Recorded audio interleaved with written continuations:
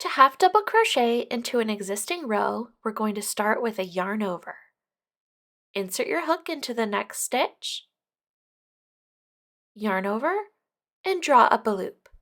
You should have 3 loops on your hook and they should be able to move freely up and down your hook.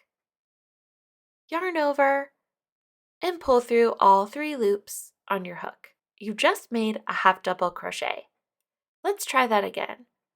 Yarn over, insert your hook into the next stitch, yarn over and draw up a loop,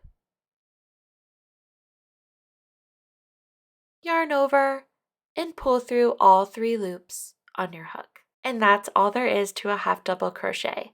The more you do it, the more fluid your stitch will become.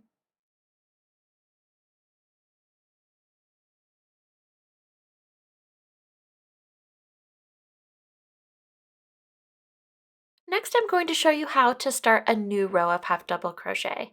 So once you get to the start of a new row, we're going to start with a chain 2. Your pattern should tell you how many chains to start your row with. But for a half double crochet stitch, it's typically a chain 2. And this, in most cases, it doesn't count as a stitch. Again, your pattern will tell you. So we're going to start into the first stitch of the row.